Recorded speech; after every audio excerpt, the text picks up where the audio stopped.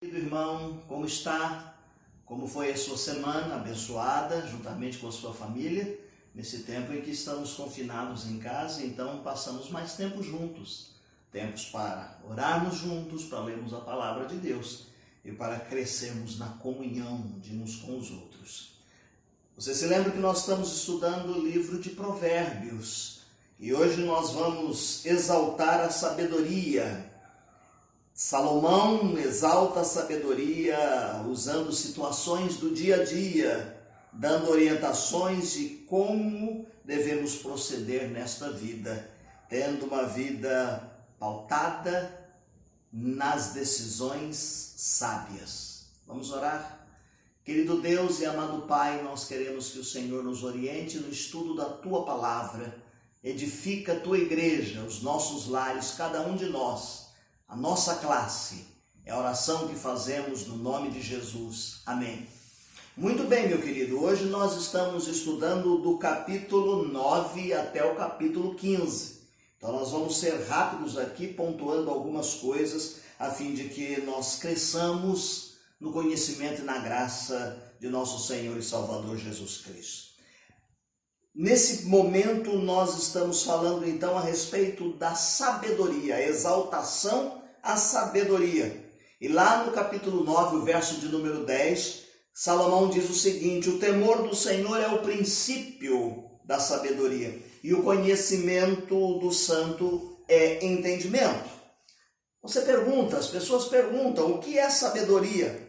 E nós temos que encontrar aqui uma definição. Segundo o dicionário da língua portuguesa, ele diz que sabedoria é o dom que nos permite discernir qual o melhor caminho a seguir ou a melhor atitude a tomar nas nossas decisões no contexto da nossa vida.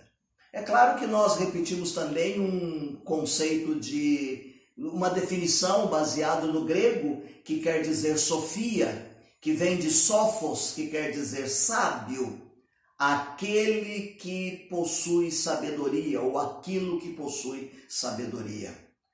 Então nós definimos sabedoria, portanto, como um dom que nos permite discernir qual é o melhor caminho a seguir e qual a melhor atitude a ser adotada nas várias situações da nossa vida.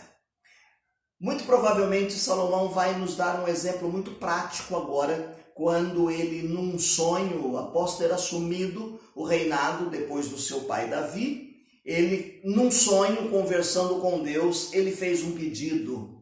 E ele disse o seguinte: dá ao teu servo entendimento para julgar o teu povo, para discernir com sabedoria entre o bem e o mal. Pois quem poderia julgar esse tão grande povo, esse povo tão numeroso? Ele não pediu poder, ele não pediu riquezas, então Deus disse: como você não pediu essas coisas, eu vou te dar estas e muita sabedoria. Ele queria poder entrar e sair diante do povo de Deus. Não podemos nos comparar a Salomão, mas podemos olhar os seus exemplos e observar o que está escrito na palavra de Deus para nós vivermos uma vida sábia, de tal maneira que no nosso relacionamento com o nosso semelhante nós possamos ser bênção, nós possamos viver de forma harmoniosa e honrarmos a Deus que nos presenteia sempre com sabedoria. Essa dádiva vem de Deus. Tiago diz: se alguém tem falta de sabedoria, peça a Deus que a todos dá liberalmente. Vamos para o capítulo 10, no verso de número 11. Capítulo 10 e 11, o versículo de número 1 do capítulo 10, ele diz assim: o filho sábio alegra o seu pai, mas o filho insensato é a tristeza da sua mãe. Você já parou para pensar na sociedade que nós vivemos?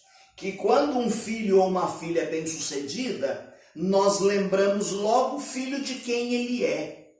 Mas se ele não é muito bem-sucedido, atribui-se a responsabilidade, a criação, a forma como a mãe conduz. O texto está nos ensinando que tanto o pai quanto a mãe, eles têm na realidade a responsabilidade de orientar os seus filhos de forma sábia.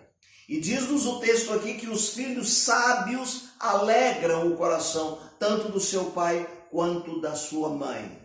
Porém, os filhos insensatos causam tristeza a ambos, tanto ao pai quanto à mãe. Continuando no verso de número 4, nós vamos perceber ainda mais um pensamento, uma instrução importante que Salomão nos dá, dizendo assim: o que trabalha com mão remissa empobrece, mas a mão dos diligentes vem a enriquecer-se. Remissa aqui é enganosa. Muitas vezes as pessoas não têm um bom comportamento no seu ambiente de trabalho.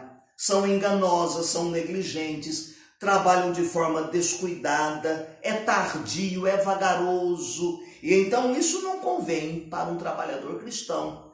Quando nós olhamos aqui, nós aprendemos que, estando o chefe perto ou longe, nós temos que ter um bom procedimento e agirmos de forma correta.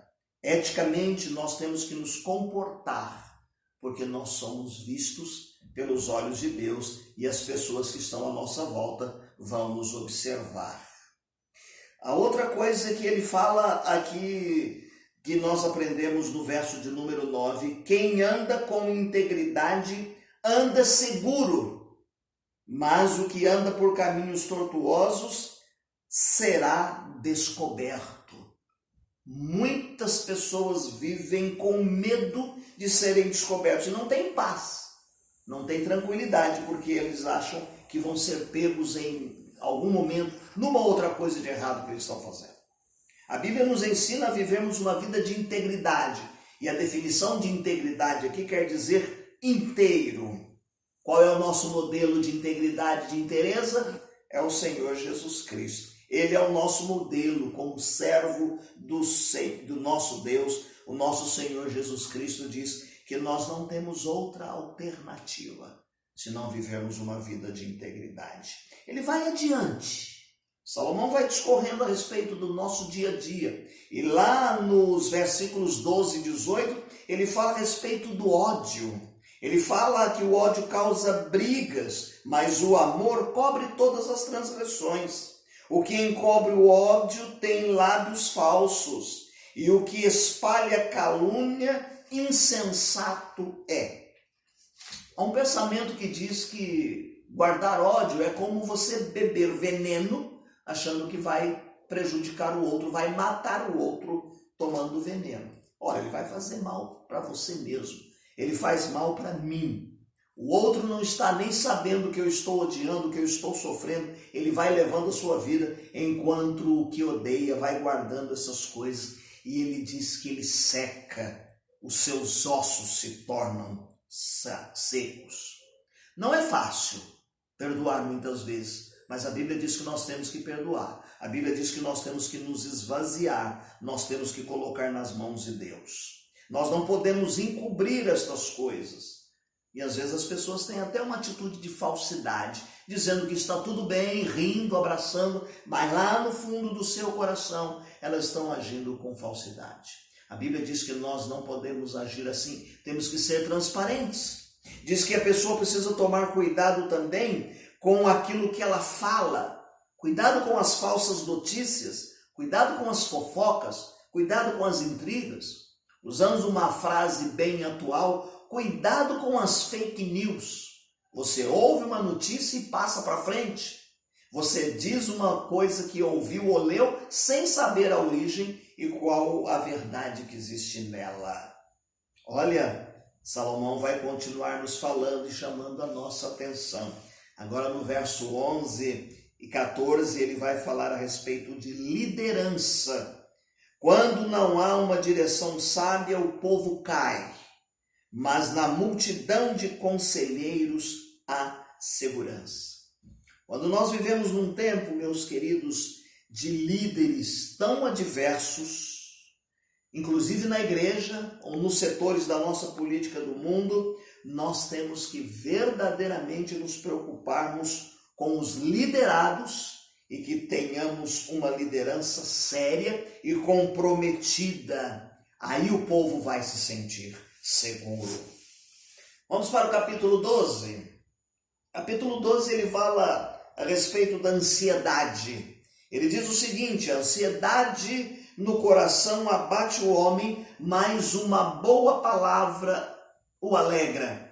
O justo é um guia para o seu próximo, mas o caminho dos ímpios os leva ao erro. Dizem que nós vivemos tempo de ansiedade e tempo de depressão. É como que vivêssemos sufocados, o nosso pescoço apertado, asfixiados. Uma pessoa ansiosa fica abatida e muito triste. Salomão diz que nós precisamos de um ombro amigo. Você precisa ser um ombro amigo. Você precisa cuidar de alguém, compartilhar com alguém coisas boas, não coisas ruins, mas coisas que possam alegrar o coração do nosso semelhante. Capítulo 13, verso de número 20. Quem anda com sábio será sábio, mas o companheiro de tolo sofrerá aflições. Lembra daquela frase que nossos pais nos diziam? Me diga com quem andas, que eu te direi quem és. As nossas escolhas que fazemos com os nossos companheiros, dos nossos relacionamentos, vão dizer lá na frente o que é que nós somos. Dependendo das pessoas com quem andamos, nós podemos desembocar em caminhos tristes ou caminhos alegres. Bom, mas essa é uma palavra que a gente diz para o adolescente quando ele está desenvolvendo e escolhendo amigos. Não, Salomão está dizendo que serve para todos nós, até para os adultos, pessoas que devem crescer na sabedoria e no conhecimento. Pessoas que devem primar pela verdade. Escolhemos amigos com quem aprendemos. Escolhemos pessoas com quem podemos compartilhar coisas boas também no dia a dia da nossa existência. Vamos mais à frente um pouquinho, vamos lá. Novamente ele vai falar a respeito de disciplina dos filhos. Falamos na lição passada sobre isso. E aqui no verso 24 do capítulo 13, ele diz assim: odeia seu filho quem o poupa da vara, mas quem ama o castiga no tempo certo. Claro que aqui não está falando de espancamento. Em nenhum momento ele está dizendo que disciplinar os filhos nós vamos viver espancando. Mas ele vai dizendo que a criança precisa de limites, que ela precisa de normas, precisa de regras, ela precisa estudar, ela precisa brincar. Mas nós não podemos estar relegando todas essas responsabilidades às babás, achando que a escola vai fazer, que é a igreja quem vai fazer. Estudamos domingo passado que às vezes nós estamos querendo dar boas viagens, bom celular, boas roupas e não damos boa educação para os nossos filhos. Sabe o que vai acontecer? Eles vão crescendo, eles vão ficando empoderados e nós vamos ficando para trás. Eles já não nos obedecem, pelo contrário, a sua atitude muitas vezes causa vergonha aos seus pais. Olha, grande problema é aos pais omissos, aos que espancam. A nossa atitude aqui é ensinar os nossos filhos dentro da palavra de Deus, não com raiva, não com ódio, mas corrigi-los com amor, colocando limites na sua vida. Os nossos filhos são presentes de Deus, meu querido. Deus nos presenteia com essas coisas tão preciosas, então temos que ter cuidado com o caminho que eles andam e darmos limite aos nossos filhos e formarmos o seu caráter, formarmos a sua conduta. A última parte da nossa lição, que trata o capítulo 14, a partir do verso de número 15, ele ainda fala mais de alguns itens importantes. Olha só, capítulo 14, verso de número 1. Toda mulher sábia edifica sua casa, a insensata, porém, com as mãos a derruba. O texto não está tratando de construir, construção de tijolo, não. Ele está falando do dia a dia, de vivermos dentro de casa. Lembra daquela expressão, dona da casa? A casa anda no ritmo da mulher. É a mulher preocupada com os horários, com a alimentação, com os passeios, com as tarefas, com o trabalho. Tudo gira em torno dela. Então, se ela for sábia, a sua casa é edificada. Porém, se não, ela será destruída. Ela será destruída nos seus relacionamentos, ela será destruída na comunhão. Mas a mulher sábia edifica a casa, a família, os relacionamentos. é preciso que ela seja sadia, saudável, não só fisicamente, mas emocionalmente e espiritualmente. Capítulo 15, ele fala para tomar cuidado com a língua, porque ele fala assim: a língua dos sábios destila conhecimento, mas a boca dos tolos derrama tolice. Capítulo 15, verso de número 2. Cuidado com a fala, cuidado com o que a língua porta para fora e diz a respeito das pessoas, das atividades, dos programas, dos relacionamentos. Que nós sejamos sábios para destilarmos conhecimento. Olha só, nós precisamos de sabedoria em tudo nesta vida.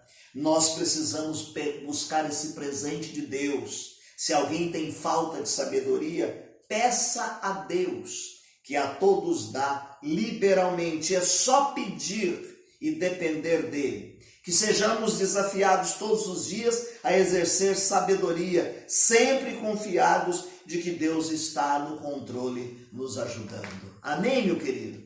E eu termino o estudo desta manhã lendo uma linha de um hino do cantor cristão que diz: não sou meu por Cristo salvo, que por mim morreu na cruz. Eu confesso alegremente que pertenço ao bom Jesus. Não sou meu, não sou meu. Bom Jesus, sou todo teu.